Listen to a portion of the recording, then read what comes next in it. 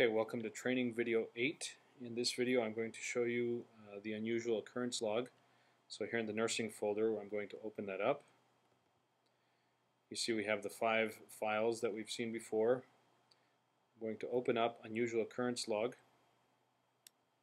The unusual occurrence log looks exactly the same as the incidents workbook. I'm going to open that up as well. And I'm going to show you what the difference is between the incidents workbook and the unusual occurrence log. So here during our last example we entered some information about John Smith and we said that this event was not reportable. I think we had checked no, it was not reportable. Let's say that this event ends up being a reportable event and we need to report it to Department of Public Health. There are a number of agencies that we could report items to, incidents to, specific situations to. Among them are Adult Protective Services, the coroner, the ombudsman, the Department of Public Health, or the police department. So in this case, let's say that we need to report this to Department of Public Health.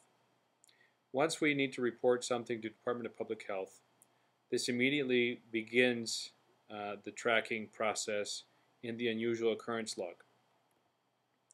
So here I would input the date 6/12/2012, John Smith, and we would put down all of the relevant facts about this case, and then we would need to note here that it's a reportable event to the Department of Public Health. The main difference between the unusual occurrence log and the incidents workbook is that the unusual occurrence log is a discoverable document. It is something that is required by the state of California that the facilities keep in order to track unusual occurrences, things that happen within the facility that do not usually occur in a facility on a daily basis. Things such as abuse, financial abuse, neglect, things such as a fracture, a nasty fall, maybe there's theft in the building and it involves a large amount of money. These are all situations that would require some sort of report to a government agency, whether it's a state agency or a city agency or a county agency.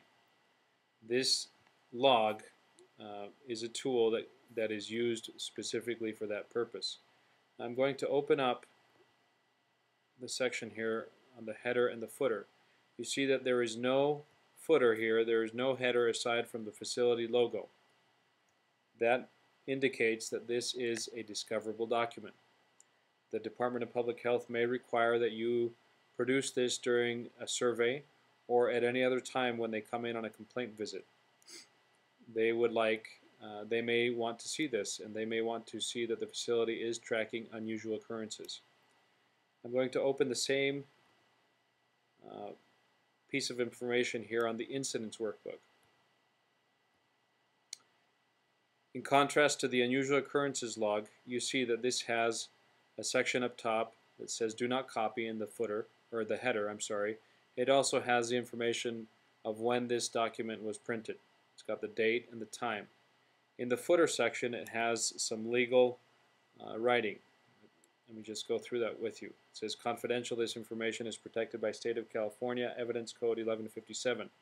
It is intended for use within the Quality Improvement Program and is not subject to discovery or disclosure. This is a non-discoverable document. The Department of Public Health may want to see a system or a form used within the facility to track incidents. It is okay to share with them a blank worksheet, much like this one, with no information, with no data.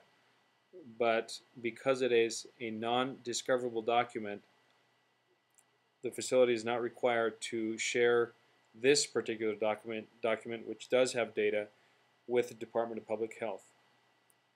That is the main difference between the unusual occurrence log and the incidents workbook.